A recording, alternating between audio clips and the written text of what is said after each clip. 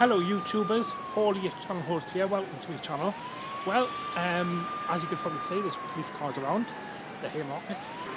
Apparently they found some there's been some suspicious packages found.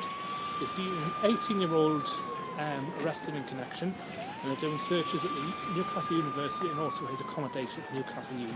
So interesting stuff. Anyway YouTubers, I'm off to get my last bus, so see you later.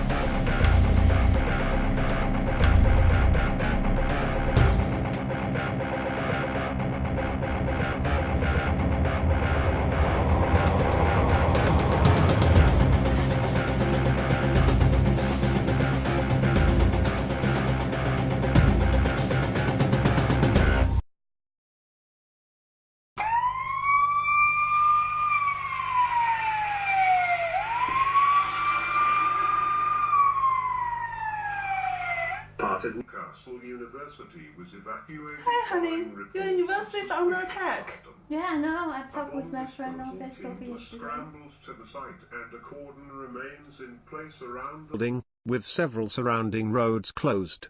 Police said an 18-year-old man had been arrested and was being questioned, recovered and examined. No one was reported injured and police said there is no danger to the public.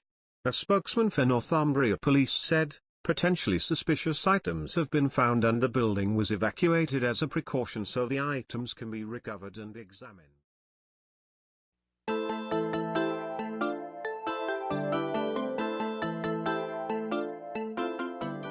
This is a real case. 10th of June 2014, there was a bomb scare at Newcastle University. An explosive was found in student accommodation. Later in London, an 18-year-old male was arrested. This case was first reported on YouTube on 10th of June. Traditional news organisations reported the next day.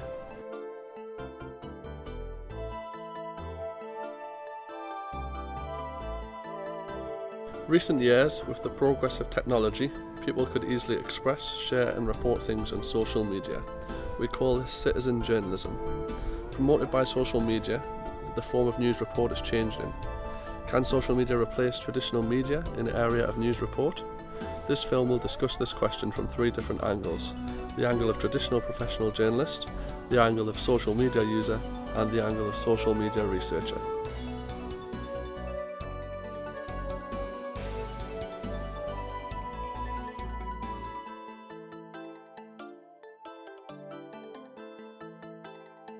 For me, citizen journalism is it's still the same process of gathering news and presenting it, but it's being done by citizens, by typically people who have no formal journalism training. I suppose the main distinction is that with professional journalists who are working within mainstream news, they have training within the profession of journalism, whereas anybody can be a citizen journalist. And that does require some media literacy skills, because people need to know how to upload the information. But apart from that, anybody can do it. There are two types, I suppose. One would be the kind of citizen journalism that people would engage in if there is a major incident that takes place. The other form of citizen journalism is a form which perhaps is more embedded, more established, and that would be like hyperlocal news, or the kind of citizen journalism that we've been seeing with the now famous Arab Spring and the kinds of activities that people engage in through political movements and political activism. So I would say that those were the main forms of citizen journalism.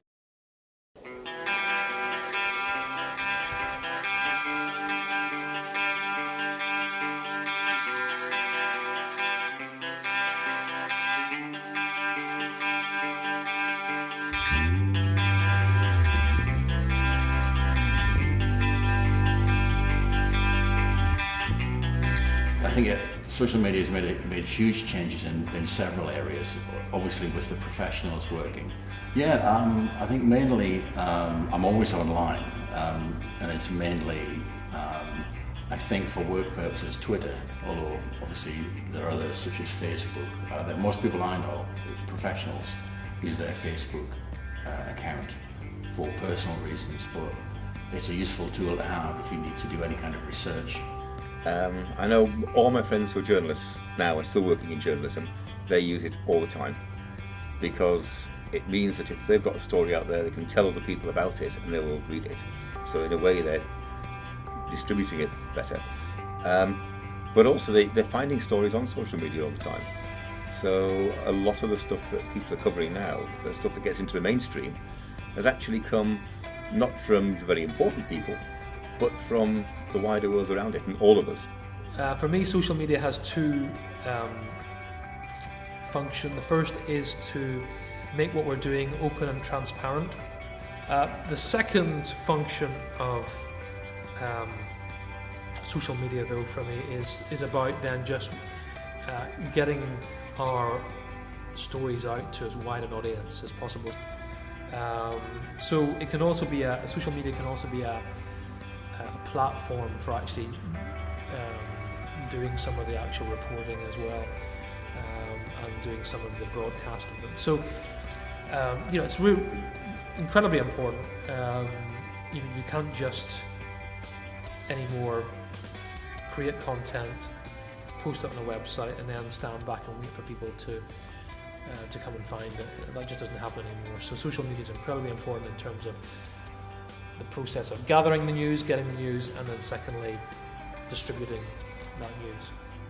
I would say that social media, in the form of Twitter, has become citizen journalism. Citizen journalism and Twitter are completely interrelated. And a lot of young people in particular also are using Facebook as a way of accessing their news, as their primary source of news. So, and not just Facebook, but other social media sites as well. So it looks to me as if social media is going to become one of the most important channels for citizen journalism in the future. In fact, I would say that it already is. I mean, we do have hyperlocal websites which are located within communities, and they come to represent the news of that community. But for incidental news, and often for political news and political activism and so on, it's what people are tweeting, and it's what people are doing in terms of communicating through social media, through Facebook and so on, that is becoming the platform for citizen journalism. So citizen journalism is now well established within social media. Social media supports it brilliantly.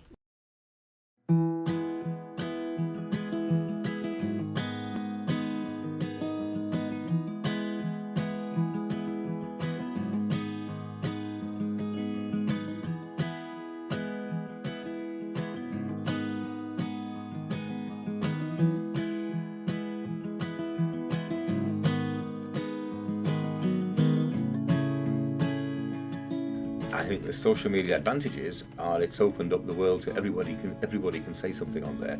Doesn't mean everybody is being listened to. It doesn't mean there aren't more powerful voices than others. But we've seen lots of ordinary people who've been able to come out and they've had interesting things to say, interesting things to tell us about. They each have their strengths. I think they're really good for conversation. So I think they're really good for engaging people, getting them enthused about a subject, and then giving them an opportunity to say something about it and add something. So it kind of removes yet another barrier from the process. The more opportunities we have to tell stories in different ways and give more perspective, then the better an understanding we have of this world as a diverse and complex place. It's good how people can just do a video and then upload it straight away about what, they could be in the city centre in Newcastle, say something that they're interested in, upload it. I mean, you see on the BBC News website, on the mobiles these days, on Sky News, it says send us your report, so you can do a video and send it straight away to them. It's just amazing. It's got it all at the touch of a button. You couldn't do that a few years ago. Technology is just changing all the time. I think the advantages to these black platforms, as I've said before, is the immediacy of the news and the fact that it can be spread very, very rapidly. And there are certain instances when it's very important to spread news as quickly as possible, particularly in terms of key incidents that are taking place. Like I was saying before, an earthquake, floods, those kinds of natural disasters, and even political events, like we've been talking about the Arab Spring. A lot of people want to tell us things for their own benefit. Whether it's big companies, big corporations, it's politicians, they want to tell us part of the story, the part that makes them look good, or the part that makes them buy their thing. Whether that's a message or it's a commodity or something, and I think that's a danger. I don't think citizen journalists generally, it's difficult to generalise, but generally speaking, I would say that citizen journalists possibly don't have the inclination, and certainly wouldn't have the professional skills to talk to somebody who's grieving in those circumstances in a sensitive and responsible way, and ask them those questions. So yeah, it's citizen journalism has its limitations. The disadvantage is that because it can spread very fast, if the information is inaccurate, it's difficult to hold it back, to pull it back, and to identify the inaccuracies. So there are problems with those kinds of platforms. They're almost too easy to use, and people's reputations can completely collapse within seconds.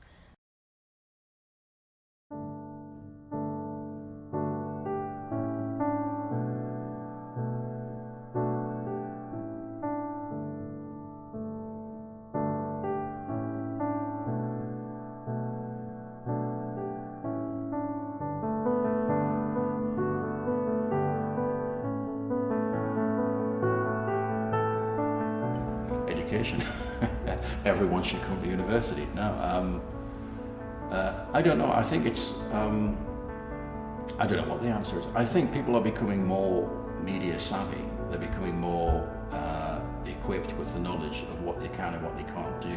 I think we allow the lawmakers to do what they can. So where if it's defamatory or libelous or dangerous in any way, then I think we have laws to find and to prosecute people. I would never reshare unless I see it on the Evening Chronicle website or on local BBC or whatever, do you know what I mean? So I know that it's genuine. I would never share something that my friends just posted today. I suspect that the law is behind in dealing with this, and I suspect that the law needs to be changed in order to deal with fake news. All the time there is going to be such a thing as fake news, and the dilemma for our society in terms of this democratization of news is that you're going to get news which is fake. And as yet, I don't think we have solutions, proper solutions, about how to deal with that kind of news. And this would be the domain of professional journalists to verify whether it's fake or not fake, to establish the facts behind it. We tend to think that when something new comes along, what's old disappears. We had newspapers, and then radio came along, and people thought with radio you don't need newspapers anymore, but we still have newspapers and radio. And then television came along, and they thought, well, you can see the stuff on television, we still have newspapers and radio and television. And then the internet came along, and we could see all the stuff online all the time. And now social media's come along, we still have newspapers and radio and television and social media, and we can get it on our smartphone and everything else. Yeah, if you'd asked me that 5 years ago, I'd probably have guessed it was something I would never have imagined the way it is now. You still need the basic journalistic skills, being able to identify a story, knowing how to get the information which supports that story, knowing how to write it, knowing where you're going to distribute it to, knowing your audience, the basic skills, knowing the law, in ethics. But you're also going to need multimedia skills in the technology, which is about video and audio and digital pictures, take pictures, and how to present them, how to edit that video. And they also going to be able to, as part of the dissemination process, you're going to have to understand things like Twitter. You know, most large news organisations will be cross-platform, and the distinctions between them will become invisible. I think the future is probably going to be an integration of both types. Traditional news organisations are going to have to find ways to expand their news presence on social media. They're going to have to find a way to do this, given that people are accessing their news so much on social media. And they're going to have to find a way to make their news much more accessible on these mobile platforms as well. For example, on smartphones. I think smartphones are going to become one of the most important mediums for news in the future. So it's almost as if there is a battle, a war between social media and citizen journalism and traditional journalistic practices. And I think traditional journalistic practices will change and embrace social media. That's my prediction, but who knows?